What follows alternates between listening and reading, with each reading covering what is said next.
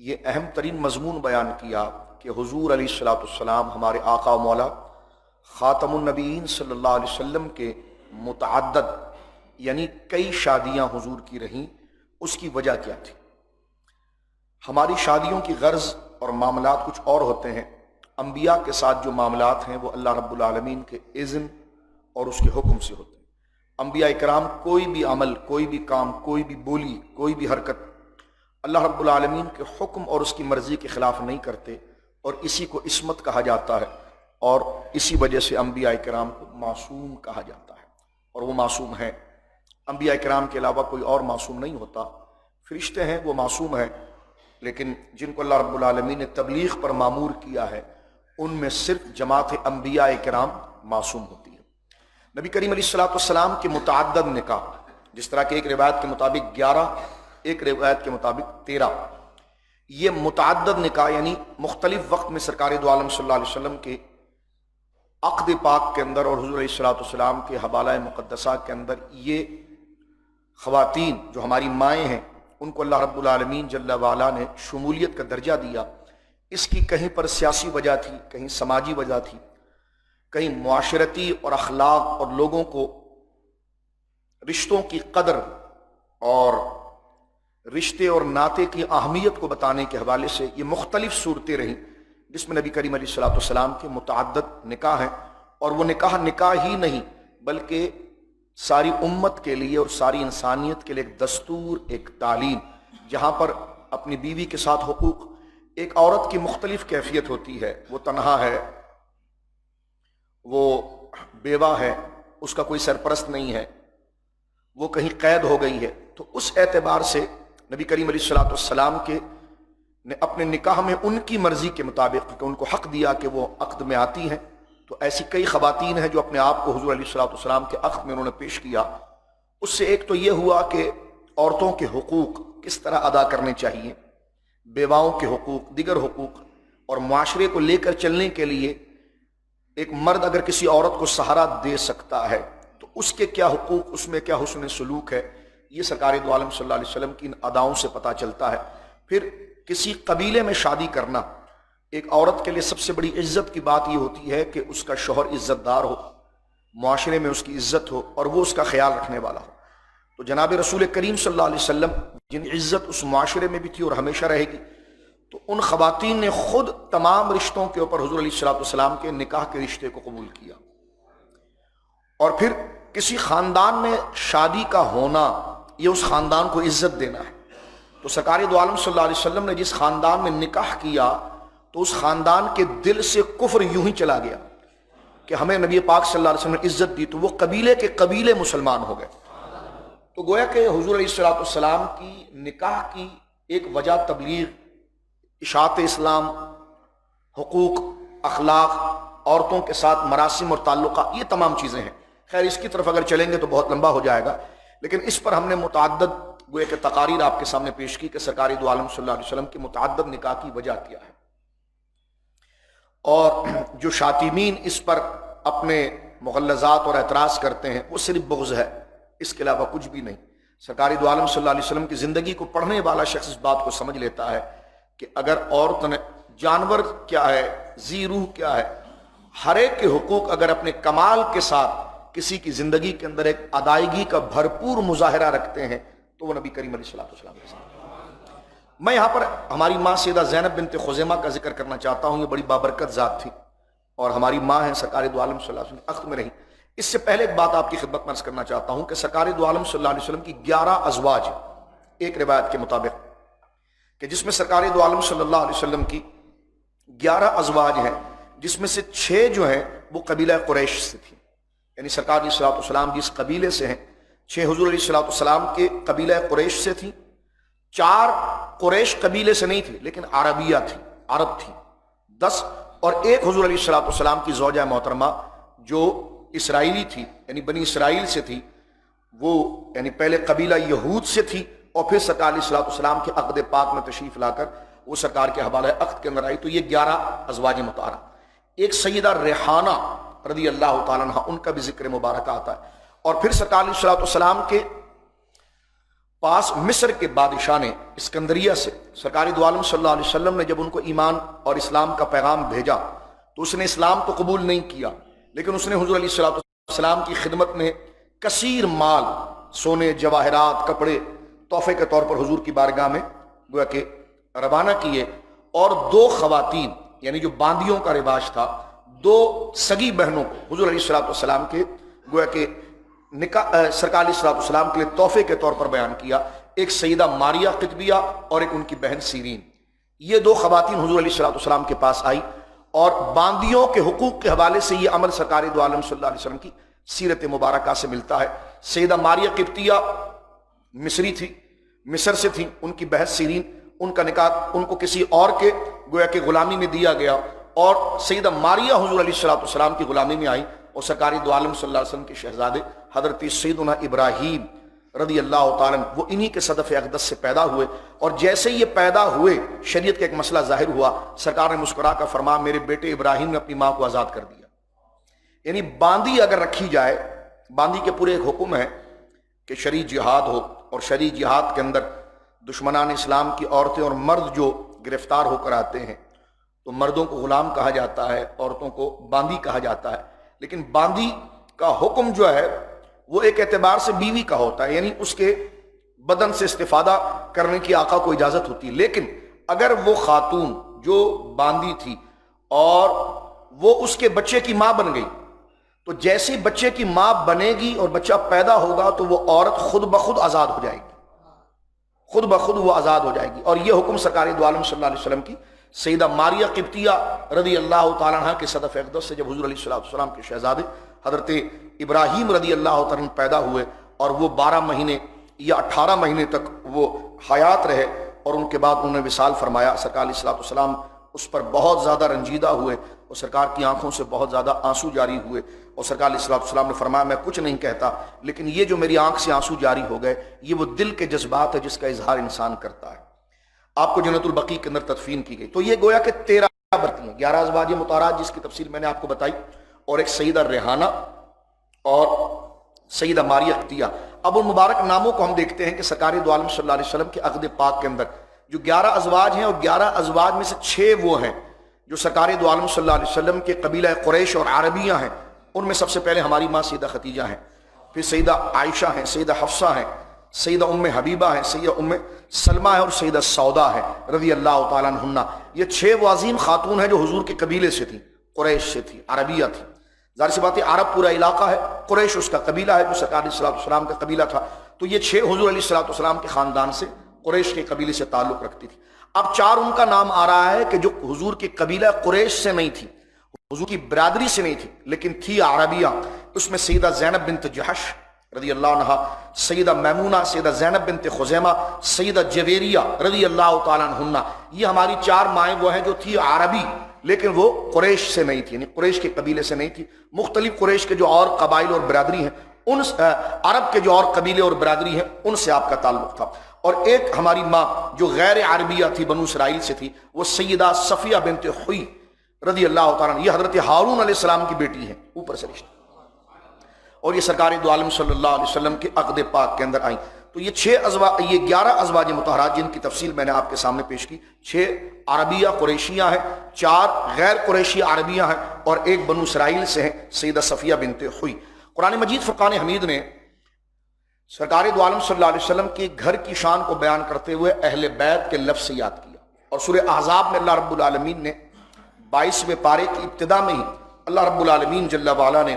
اہل بیت کی شان اور عظمت کو بیان کرتے ہوئے ارشاد فرمایا کہ انما یرید اللہ لیذھب عنکم الرجس اہل البیت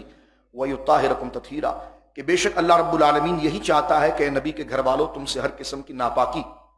اور نجاست اور گندگی کو اللہ دور کر دے، ویطہرکم تطہیرا، جس طرح میرا نبی پوری انسانیت کے لیے ایک ماڈل اور نمونہ ہے، اس طرح نبی کے گھر والوں کو بھی اللہ رب العالمین صاف ستھرا اخلاق کے ساتھ کر کے تمام برادریوں کے لیے، تمام رشتوں کے لیے اللہ رب العالمین ایک عمل کا نمونہ بنا دے۔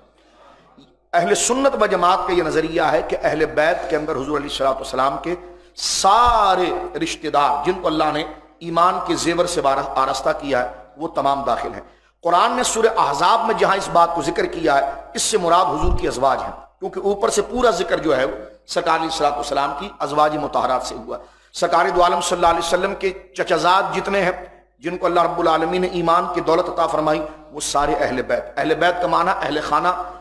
فیملی کے ممبر، تو اس میں چچزاد بھی آ جاتے ہیں، ماموزاد بھی آ جاتے ہیں، پھوپھیزاد بھی آ جاتے ہیں، پھر اپنے سگے بچے بھی آ جاتے ہیں، تو بیویاں تو ضرور آ جاتی ہیں جن سے رشتہ۔ تو اہل سنت و جماعت سرکار دو عالم صلی اللہ علیہ وسلم کے وہ تمام رشتہ دار جنہوں نے سرکار دو عالم صلی اللہ علیہ وسلم کی زیارت کی اور سرکار پر ایمان لے کر آئے وہ تمام اہل بیت ہیں۔ یعنی حضرت مولا مرتضیٰ رضی اللہ تعالیٰ عنہ ہیں تو 4 بھائی، لیکن آپ کے 3 بھائی جناب سیدنا عقیل، سیدنا جعفر اور حضرت مولا علی، یہ تینوں سرکار کے چچا حضرت عباس، حضرت حمزہ اور ان کی اولادیں، اسی طرح حضور علیہ الصلوۃ والسلام کی ساری بیٹیاں چاروں یہ اہل بیت کے اندر شامل ہیں،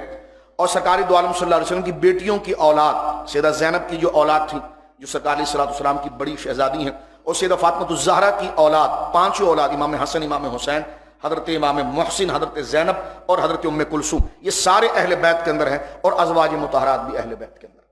بعض لوگوں کا یہ خیال ہوتا ہے، وہ اس پر بڑے چیخ و پکار کرتے ہیں کہ نہیں، صرف 5 تن پاک اہل بیت میں سے ہیں، اس کے علاوہ ازواج مطہرات کو اہل بیت میں شمار نہیں کیا جاتا۔ تو اس مسئلے کو جذباتیت اور مناظرے سے نہ دیکھا جائے اور گالی گلوچ میں نہ لکھا جائے، قرآن کریم سے آپ غور کیجئے۔ اب آپ دیکھیے کہ اہل بیت کا ایک آسان سا معنی ہوتا ہے اہل خانہ، اردو میں ہم کہتے ہیں اہل خانہ۔ اگر آپ کوئی بندہ جو یہ کہے کہ بیویاں اہل بیت میں نہیں ہیں، تو میں نے کہا ذرا جرت کیجئے مولانا صاحب، آغا صاحب جرت کیجئے اور اپنی بیوی سے کہیے کہ تم میری اہل خانہ نہیں ہو، پھر آپ کو دال آٹے کا بھاؤ پتہ چل جائے گا۔ یعنی اگر کوئی آغا صاحب، ذاکر صاحب، بزرگ مولانا کوئی بھی ہو، وہ اگر اپنی بیگم سے یہ کہیں کہ تم میرے اہل خانہ نہیں ہو، تو بیگم پھر کیا کرے گی؟ تم میری اہل خانہ میں سے نہیں ہو، تو بیوی اس کو بتا دے گی کہ اہل خانہ میں ہوں کہ نہیں ہوں۔ تو جب آپ سب کی بیویاں اہل خانہ میں سے، اور اہل خانہ کو یہ اہل بیت کہتے ہیں، تو سرکار دو عالم صلی اللہ علیہ وسلم کی جو اہل خانہ ازواج ہیں وہ حضور کے اہل بیت میں کیوں نہیں ہو سکتی؟ تو ایک آسان سا ترجمہ، لیکن قرآن مجید فرقان حمید، میں نے ایک جلدی سے بات کرنے کے لیے بات آپ کے سامنے عرض کی، قرآن مجید نے کے اندر کئی واقعات ایسے ہیں کہ جس میں یہ لفظ باقاعدہ طور پر انبیاء کرام کی بیویوں کے لیے بولا گیا۔ یعنی سورہ احزاب میں تو واقعتاً یہ بات ذکر کی گئی ہے، جس طرح ہم نے عرض کیا کہ 5 تن پاک اس میں شامل ہیں، سرکار علیہ الصلوۃ والسلام کے چچزاد اس میں شامل ہیں، سرکار کی ساری بیٹیاں اس میں شامل ہیں، اور بدرجہ اولا سرکار دو عالم صلی اللہ علیہ وسلم کے ازواج شامل ہیں۔ اہل بیت کا معنی ہوتا ہے اہل خانہ۔ یہ کیسے ہو سکتا ہے کہ اہل خانہ میں اولاد تو آ جائے، بیویاں نہ؟ تو یہ تو بالکل تعجب سے ہٹ کر بات ہے کہ انما یرید اللہ لیذبانکم الرجس میں صرف سیدہ زہرا پاک کو مراد لیا جائے اور حسنین کو مراد لیا جائے، حضرت مولا کی وہ اولاد جو حضرت سیدہ گویا کہ زہرا سے ان کو مراد لیے، وہ اہل بیت۔ ہم سادہ سے سوال کرتے ہیں، مجھے یہ بتائیے کہ حضرت امام کی زوجہ محترمہ سیدہ شہر بانو جو حضرت امام زین العابدین کی امی، یہ حضرت امام حسین کے اہل بیت ہیں کہ نہیں؟ سیدہ شہر بانو جو آپ کی بیوی ہے امام حسین کی، وہ امام حسین کے اہل بیت ہیں کہ نہیں؟ اگر یہ نہ کہیں تو پھنستے ہیں، اور ہاں کہیں تو بیوی اہل بیت میں آ جاتی ہے۔ تو یہی بات ہم جھگڑے کے لیے نہیں کہہ رہے، واضح کہہ رہے ہیں کہ جتنا دائرہ اہل ایمان رشتہ داروں کا ایک بندے کا ہوتا ہے، وہ تمام اس کے لیے، سیدہ زینب بنت خزیمہ کے لیے، سیدہ ختیجہ کے لیے، سرکار کی تمام ازواج کے لیے ہے۔ اب میں آپ کے سامنے قرآن کریم کی آیت سورہ ہود سے پڑھتا ہوں۔ دیکھیے، حضرت ابراہیم علیہ السلام کی عمر شریف 120 سال ہو گئی تھی۔ وقت ہمارا کیونکہ ختم ہو رہا ہے تو میں جلدی سے بس اسی آیت سے عرض کرنا چاہتا ہوں۔ حضرت ابراہیم علیہ السلام کی عمر 120 سال ہو گئی، اور آپ کی زوجہ محترمہ سیدہ سارہ رضی اللہ تعالیٰ عنہ، کیونکہ حضرت ابراہیم علیہ السلام کی 2 بیویاں تھیں، ایک سیدہ جویریہ، حضرت سیدہ ہاجرہ۔ سیدہ ہاجرہ جو ہے وہ مصر کے بادشاہ کی بیٹی تھی جو آپ کے عقد پاک میں آئی، لیکن ان سے پہلے حضرت ہاجرہ کے نکاح میں آنے سے پہلے حضرت ابراہیم علیہ نبی علیہ الصلوۃ والسلام کی زوجہ محترمہ سیدہ سارہ تھی۔ سیدہ سارہ کی عمر 80 سال سے اوپر ہو گئی تھی، لیکن گھر میں نہ بچی تھی نہ بچہ تھا، اولاد نہیں تھی، اور حضرت ابراہیم علیہ السلام کی عمر 120 سال تھی۔ حضرت ابراہیم علیہ السلام نے جب اللہ کی راہ میں بہت زیادہ قربانیاں دی تو اللہ نے پھر بشارت یہ دی کہ فرشتوں کو بھیجا حضرت ابراہیم علیہ السلام کے پاس، اور فرشتوں نے آ کر حضرت ابراہیم علیہ السلام کو اس عمر کے اندر اولاد کی بشارت دی۔ اور قرآن کریم سورہ ہود میں اس بات کو، اب جھگڑے کی کیا ضرورت ہے، قرآن اس بات کو ذکر کرتا ہے۔ قرآن کریم سورہ ہود کے اندر آیت نمبر 71 میں اس بات کو ذکر کرتا ہے، وَأَتُوا قَائِمَةٌ، اور ابراہیم علیہ السلام کی بیوی سیدہ سارہ کھڑی ہوئی تھی، جب فرشتے بشارت دے رہے تھے حضرت ابراہیم کو کہ ابراہیم تم بے فکر ہو جاؤ، تمہارے گھر بیٹا پیدا ہوگا، تو قرآن یہ کہتا ہے وَامْرَأَتُ قَائِمَةٌ، حضرت ابراہیم علیہ السلام کی بیوی کھڑی تھی، فَضَحِكَتْ، تو وہ ہنس پڑی اس بات پر کہ میری تو عمر نکل گئی ہے اور میرا شوہر بالکل گویا کہ 120 سال کی عمر کے اس عمر میں پہنچ گئے اور میں خود گویا کہ بوڑھی ہو چکی ہوں، تو اس میں اولاد کیسی ہو سکتی ہے؟ تو فرشتے جو بات کر رہے تھے نا حضرت ابراہیم سے، اس بات کو سیدہ سارہ نے سنا، یہ حضرت ابراہیم نے انہیں بتایا، تو فضحکت، وہ ہنسنے لگی، مسکرائی کہ یہ کیسے ہو سکتا ہے۔ فبشرناہ باسحاق ومن وراء اسحاق یعقوب، اللہ نے فرمایا کہ سارہ پریشان نہ ہو، تمہارے بطن سے اسحاق پیدا ہوگا اور اسحاق کے بطن، اسحاق کے ذریعے یعقوب پیدا ہوگا۔ تم ایک بیٹے کی بات کرتے ہو، ہم تم سے پوری بنی اسرائیل کو چلائیں گے، یعنی تم سے اسحاق پیدا ہوگا، اسحاق سے یعقوب پیدا ہوگا، یعقوب سے یوسف پیدا ہوگا،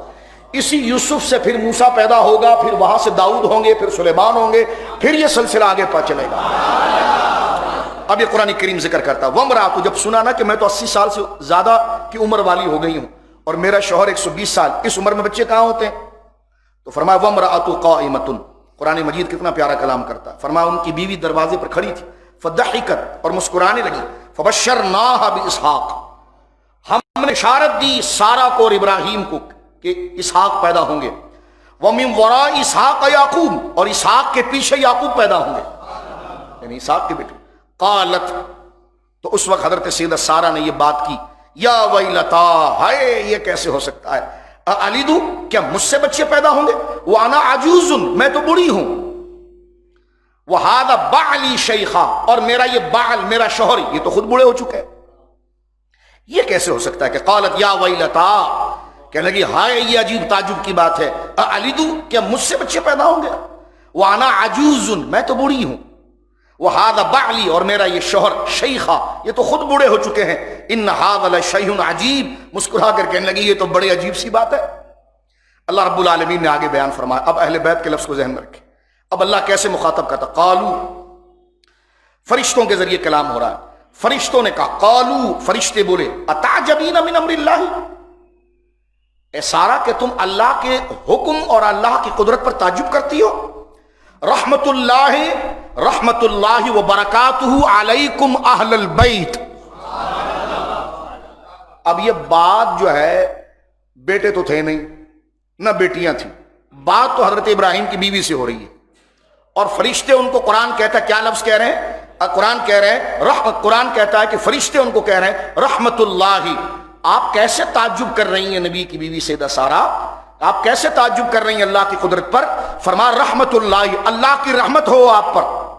وبرکاتہ، اور اس کی برکت ہو آپ پر، علیکم، آپ پر، اہل البیت، اے نبی کی بیوی۔ آپ دیکھیں سورہ ہود نے بالکل قصہ کھول دیا، اہل بیت سے مراد بیویاں نہیں ہیں، تو یا اہل بیت کہہ کر قرآن خطاب کس سے کر رہا ہے؟ بچے تو تھے نہیں اس وقت، اور یہ بات حضرت ابراہیم نے بھی نہیں کی، یہ بات تو کی سیدہ سارہ نے، اور سیدہ سارہ خود حضرت ابراہیم کی بیوی ہے، تو قرآن جن کو اہل بیت کہہ رہا ہے، بالکل نہ بھی عربی کی ڈکشنری دیکھنے کی ضرورت ہے، نہ ادھر ادھر جا کر کوئی لمبی چڑی تعریف دیکھنے کی ضرورت ہے، قرآن نے واضح کہہ دیا کہ قرآن اللہ رب العالمین اہل بیت کہہ کر یہاں پر جس کو خطاب کر رہا ہے وہ نبی کی بیوی ہے، تو جب سیدہ سارہ حضرت ابراہیم کی بیوی ہو کر اہل بیت کے اندر ہے، تو حضرت عائشہ پاک اور تمام ازواج مطہرات، نبی مکرم خاتم النبیین سید الانبیاء کی بیوی ہو کر اہل بیت میں کیوں نہیں ہو سکتی؟ بس مختصراً یہ میرے دوستو بزرگوں، کیونکہ یہ صرف ایک معنی آپ کے سامنے واضح کرنا تھا، لوگ اہل بیت کے بارے میں بھول جاتے ہیں، یاد نہیں رکھتے۔ اب میں آگے چلتا ہوں۔ سیدہ زینب بنت خزیمہ ہماری ماؤں میں سے دو ہماری مائیں زینب کے نام سے، زینب نام کی کئی برگزیدہ خاتون گزری ہیں، سرکار کی اپنی بڑی بیٹی کا نام زینب ہے، مولا علی کی خود بیٹی کا نام زینب ہے، یہ الگ الگ فرق یاد رکھیے۔ سیدہ فاطمہ کی بیٹی زینب تھی لیکن وہ حضور کی نواسی تھی، حضور کی اپنی بڑی بیٹی سیدہ زینب تھی، ان کے بعد سیدہ رقیہ، پھر سیدہ ام کلثوم، پھر سیدہ زہرا پاک رضی اللہ تعالیٰ عنہا، تو زینب نامی کئی برگزیدہ خاتون گزری ہیں، یعنی حضور علیہ الصلوۃ والسلام کی بڑی بیٹی زینب تھی، حضرت مولا علی کی بیٹی زینب تھی، اور سرکار دو عالم کی دو ازواج یعنی حضور کی دو بیویاں، ہماری دو مائیں زینب کے نام سے تھی، ایک زینب بنت خزیمہ، ایک زینب بنت جہش۔ دونوں میں تھوڑا سا فرق کر دیتا ہوں جلدی سے۔ زینب بنت جہش یہ حضور علیہ الصلوۃ والسلام کی پھوپھی کی بیٹی ہیں، سرکار دو عالم صلی اللہ علیہ وسلم کی پھوپھی اور حضرت سیدنا عبد المطلب کی بیٹی امیمہ بنت عبد المطلب، یہ ماں ہے حضرت سیدہ زینب بنت جہش کی، ان کے بھائی عبداللہ بن جہش، یہ عبداللہ بن جہش وہی ہے جو احد میں شہید ہوئے تھے اور جنہوں نے اپنی شہادت خود مانگی تھی۔ کل جنگ شروع ہونی تھی تو یہی وہ برگزیدہ صحابی جنہوں نے دعا کی تھی کہ یا اللہ کل میرے سامنے ایک مضبوط کافر آئے اور میں اس سے تیرے رضا اور تیرے دین کی سر بلندی کے لڑوں اور وہ مجھ پر حملہ آور ہو جائے، میری ناک کو کاٹ دے، میری آنکھوں کو نکال دے، میرے ہونٹ کو کاٹ دے، میرے کان کو کاٹ دے، میرے جسم کو مسلح کر دے، یعنی مجھے میرے جسم کو بھوسا بنا دے، اور جب میں مر جاؤں، کیونکہ بڑے حسین تھے وہ، اور قیامت کے دن جب میں اٹھوں تو تیری قدرت مجھ کو دیکھ کر ترس کھائے کہ میں نے تو تجھے بڑا پیارا بنایا تھا، تیری آنکھیں کس نے نکال دی، تیری ناک کیوں کاٹ دی گئی، تیرے ہونٹ کس سزا میں کاٹے گئے، تو میں کہوں گا یا اللہ تیرے لیے اور تیرے رسول کے لیے۔ تو یہ ہے وہ صحابی حضرت عبداللہ بن جہش جو بھائی ہیں حضرت زینب بنت جہش کے، اور یہ ہماری ماں ہے، اور یہی وہ عظیم خاتون ہیں جن کے لیے قرآن میں ما کان محمد ابا احد من رجالکم، یہ جو آیت اتری ہے حضرت زید بن حارثہ کے حوالے سے، کیونکہ آپ پہلے زید بن حارثہ کے نکاح میں تھی اور پھر ان کے بعد ان سے نکلنے کے بعد سرکار دو عالم صلی اللہ علیہ وسلم کے نکاح پاک میں آئی، تو یہ جو قرآن میں پورے سورہ احزاب کے اندر ما کان محمد آیت ختم نبوت جو ہے اس کا معیار اور اس کا مرکز جو ہے وہ حضرت زینب بنت جہش اور حضرت زید بن حارثہ ہے۔ ایک تو یہ میں نے واضح کر دیا کہیں آپ کو کنفیوژن نہ لگ جائے۔ اسی طرح ہماری دوسری ماں زینب بنت خزیمہ، زینب بنت خزیمہ رضی اللہ تعالیٰ عنہا، ان سے حضور علیہ الصلوۃ والسلام کا نکاح مبارک احد کی شہادت کے بعد ہوا، اور تعجب دیکھیے یہ عبداللہ بن جہش کے نکاح میں تھی، یہ حضرت عبداللہ بن جہش کے نکاح میں تھی۔ جب حضرت عبداللہ بن جہش احد میں شہید ہو گئے تو سرکار دو عالم نے ان کو اختیار دیا کہ تم چاہو تو اپنی زندگی ایسی گزار لو، اگر تم چاہو تو میں اس مہر کے بس تمہیں اپنے نکاح میں لیتا ہوں۔ تو ان کے لیے خوش نصیبی کا مقام کیا تھا، انہوں نے اپنے آپ کو حضور علیہ الصلوۃ والسلام کے نکاح میں پیش کر دیا۔ یہ سرکار کریم علیہ الصلوۃ والسلام کے عقد پاک کے اندر حضرت زینب بنت خزیمہ تشریف لائی، 8 مہینہ حضور کے نکاح میں رہی، 8 مہینہ حضور کے نکاح میں رہی ہیں اور آپ نے وصال فرمایا۔ سرکار کے یہ بھی ایک تاریخی واقعہ جو سیرت کے حوالے سے سمجھنے کے لائق ہے، سرکار علیہ الصلوۃ والسلام کی حیات ظاہری میں 2 خواتین نے حضور کی حیات ظاہری میں انتقال کیا ہے، ایک سیدہ ختیجہ اور ایک سیدہ زینب بنت خزیمہ، باقی تمام ازواج نے حضور کے وصال کے بعد انتقال کیا ہے۔ حضور نے خود حضرت زینب بنت خزیمہ کا جنازہ پڑھایا، حضرت ختیجہ کو تو نہیں پڑھایا، اس لیے کہ حضرت ختیجہ کا جب انتقال ہوا تھا اس وقت جنازہ مشروع ہی نہیں ہوا تھا۔ شریعت مطہرہ کی تاریخ کے اندر جنازہ باقاعدہ طور پر نماز کی صورت میں رائج ہونا، جب ہماری ماں سیدہ ختیجہ انتقال کر گئی اور آپ کا وصال ہوا تو آپ کا جنازہ نہیں ہوا، کیونکہ اس وقت جنازہ رائج ہی نہیں ہوا، شریعت مطہرہ میں یہ چیز شامل ہی نہیں۔ آپ کو اسی طرح غسل مبارک دے کر اور آپ کو کفن دے کر آپ کو جنت المالا شریف مکہ کے اندر آپ کی تدفین کر دی گئی۔ لیکن سیدہ زینب بنت خزیمہ یہ عظیم ہستی ہے کہ یہ حضور کے عقد پاک کے اندر بھی آئی ہے اور ان حضور کے عقد میں 8 مہینہ رہنے کا شرف انہوں نے پایا، اور ان کا جنازہ بھی حضور نے خود پڑھایا۔ اور یہ جنت البقیع شریف کے اندر سیدہ زہرا پاک کے دربار مقدسات سے آپ تھوڑا آگے چلتے ہیں، چڑھائی آتی ہے تو لائن سے یہاں پر 9 ازواج مطہرات آرام فرما رہی ہیں، اس میں ایک حضرت زینب بنت خزیمہ۔ اللہ رب العالمین مدینہ منورہ اور حرم کے دروازے مسلمانوں کے لیے کھولے تاکہ ہم بقیع شریف کی زیارت کریں۔ تو لہٰذا یہ زینب بنت خزیمہ ہے۔ زینب بنت خزیمہ بہت خدا ترس اور رقیق القلب خاتون تھی۔ میں جلدی سے اس بات کو سمیٹ دیتا ہوں، وقت ہو گیا۔ رقیق القلب سے مراد بہت نرم دل تھی، بہت شفقت کرنے والی۔ ہم کبھی بقیع جاتے ہیں تو جالی میں آواز دیتے ہیں کہ آپ تو اتنی کریم تھی کہ آپ تو اپنے دروازے سے کسی بھوکے کو جانے نہیں دیتی تھی۔ اے ماں، آپ کے دروازے پر کھڑے ہیں، سرکار کو سفارش کر دیں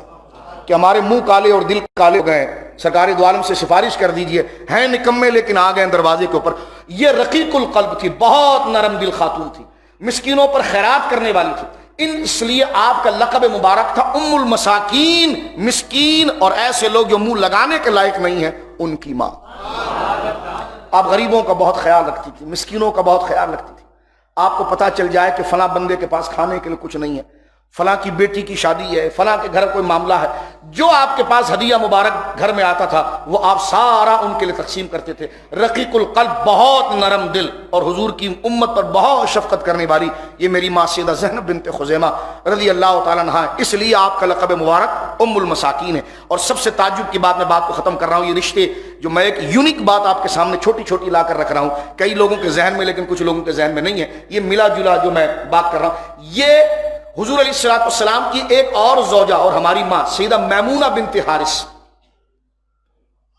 میمونہ بنت حارث جو سرکار کے چچا حضرت عباس کی سالی بھی ہیں اور ہماری ماں بھی ہیں، سیدہ میمونہ بنت حارث، حضرت زینب بنت خزیمہ ان کی بہن ہے، ماں شریک بہن ہے، ماں شریک بہن ہے۔ اور یہ جو ان کی ماں ہے نا ہند، یہ بڑی خوش نصیب ہے، ان کے کئی نکاح ہوئے ہیں اور کئی نکاحوں سے کئی بچے ہوئے ہیں، ان میں سے 2 ان کی بیٹیاں وہ ہیں جو امت کی ماں بنی، سیدہ میمونہ اور سیدہ زینب بنت خزیمہ۔ پھر یہ اتنی خوش نصیب عورت ہیں کہ دنیا میں ایسی ساس پیدا نہیں ہوئی جس کے داماد اتنے عزت والے ہوں، کیونکہ ان کے سب سے پہلے داماد رسول اللہ ہیں، کیونکہ 2 ان کی بیٹیاں حضور کے نکاح میں گئی ہیں متعدد وقت میں۔ سیدہ زینب بنت خزیمہ 3 ہجری میں آئیں اور انتقال کر گئیں، اور سیدہ میمونہ عمرۃ القضاء کے وقت 7 ہجری کو حضور علیہ الصلوۃ والسلام کے نکاح میں آئی۔ اور پھر ان کی ایک بڑی بیٹی ہے اسماء بنت عمیس، یہ حضرت جعفر کے نکاح میں آئی تھی، تو حضرت جعفر بھی ان کے داماد ہوئے۔ جعفر جب موتا میں شہید ہوئے تو یہ حضرت ابوبکر کے نکاح میں آئی، تو حضرت ابوبکر بھی داماد ہوئے۔ حضرت ابوبکر انتقال کر گئے تو یہ حضرت علی کے نکاح میں آئی، تو علی بھی داماد ہوئے۔ اسی طرح ان کی ایک اور بیٹی ہے سلمہ بنت عمیس، یہ حضرت حمزہ کی بیوی تھی، تو سید الشہداء بھی۔ اب مجھے بتائیے تاریخ کے اندر ایسی عورت کوئی ہوگی جس کے داماد اتنی عزت والے ہوں؟ جناب رسول مکرم صلی اللہ علیہ وسلم، جناب علی المرتضیٰ، جناب ابوبکر صدیق رضی اللہ تعالیٰ عنہ، جناب سید الشہداء، یہ عظیم و افراد جو ہے وہ جناب ہند کے جو ہے وہ دامادوں میں سے ہیں۔ تو اس سیدہ میمونہ اور سیدہ زینب بنت خزیمہ یہ آپس میں ماں شریک بہن ہیں۔ 2 بہنوں کو نکاح میں نہیں جمع کیا جا سکتا، آپ حیران نہ ہو، بلکہ ایک بہن جو سیدہ زینب بنت خزیمہ یہ تو 3 ہجری میں انتقال کر گئی تھی، اور دوسری جو بہن ہے سیدہ میمونہ، ان کی بہن ہے ام الفضل جو حضرت عباس کی بہن ہے اور عبداللہ بن عباس کی ماں ہے۔ اب یہ اتنا برگزیدہ خاندان ہے کہ اللہ اکبر کے سونے کے پانی سے بھی اگر ان کا نام لکھا جائے تو میں سمجھتا ہوں اس سے اونچا درجہ اللہ رب العالمین نے ان کو عطا فرمایا۔ لیکن بات سیدہ میمونہ کی چل پڑی ہے تو میں ایک جملہ کہنا چاہتا ہوں۔ آج بھی جب آپ مکہ مکرمہ جاتے ہیں اور مکہ مکرمہ سے جب مدینہ منورہ کی طرف روانہ ہوتے ہیں تو مسجد عائشہ کا بیک سائڈ جس کو نواریہ کہا جاتا ہے، نواریہ کا علاقہ، یعنی مشہور تو یہ ہے جتنا ہم جانتے ہیں سمجھتے ہیں کہ جناب جب آپ مکہ مکرمہ سے مدینہ منورہ کی طرف نکلتے تو مکہ کی جو آخری چوکی آ جاتی ہے نواریہ کا علاقہ، مین روڈ کے اوپر لیفٹ پر روڈ کے اوپر آپ کا مزار ہے جو گزرنے والے بالکل دیکھتے ہیں۔ اور یہ جہاں آپ کا مزار سیدہ میمونہ کا آج مکہ شریف کے اندر موجود ہے، یہ گھر وہی ہے جس میں آپ کا نکاح حضور سے ہوا تھا۔ کیا قدرت کے نظارے ہیں میرے دوست، اسی گھر میں آپ کا نکاح ہوا، اسی گھر میں آپ کا مزار بنا سیدہ میمونہ رضی اللہ تعالیٰ۔ تو سیدہ زینب بنت خزیمہ، کیونکہ یہ مہینہ آپ کی وصال کا ہے، یہ جو مہینہ چل رہا ہے یہ سیدہ زینب بنت خزیمہ کی وصال کا۔ اللہ رب العالمین ہمیں ازواج مطہرات اور حضور علیہ الصلوۃ والسلام کی سیرت مبارکہ کو پڑھنے کی اور اس سے تعلیم اور استفادہ حاصل کرنے کی اللہ رب العالمین جل والا توفیق عطا فرمائے۔ میں نے کچھ باتیں دلچسپی کے لیے اس لیے تاریخ کی گویا کہ یونیک اور منفرد اور نادر باتیں ذکر کی ہے تاکہ ہمارے اندر ایک شوق پیدا ہو سرکار کے خاندان کو پڑھنے کا، جس میں ہمارے لیے تعلیم بھی ہے، روشنی بھی ہے، برکت بھی ہے، اور یہی وہ نام ہے جو وباؤں کو دور کر دیتا ہے، فسادوں کو ختم کرتا ہے، پریشانیوں کو اللہ رب العالمین ان کے ناموں کے صدقے اللہ رب العالمین دفع فرماتا ہے۔ دعا فرمائیے اللہ ہماری ان شفیق ماؤں کے ذریعے کہ جنہوں نے امت کا خیال کیا اور اپنے منہ کا لقمہ بھی سرکار دو عالم صلی اللہ علیہ وسلم کی امت کے لیے وقف کیا، اللہ ان کی دعائیں جو انہوں نے امت کے لیے کی ہے اللہ رب العالمین اس کا ثمر اس دور میں بھی امت کو عطا فرمائے، اختلاف و انتشار کو اللہ رب العالمین جل والا ختم فرمائے، ہمارے ملک پاکستان سے اللہ اس وبا کو دفع فرمائے، امت مسلمہ کو اپنے دین اور اپنے مقصد کے لیے اللہ کی توحید، نبی پاک کی ختم نبوت و ناموس کے لیے مولا کریم اس امت کو ایک فرمائے، منفرد فرمائے، امت کے دشمنوں کو اللہ زیر کرے اور امت مسلمہ کو اللہ رب العالمین غلبہ عطا فرمائے۔ اللہ میرے اور آپ کے گناہ ہماری ماں سیدہ زینب بنت خزیمہ کی عبادت کے صدقے اللہ رب العالمین معاف فرمائے۔ وآخر دعوانا الحمدللہ۔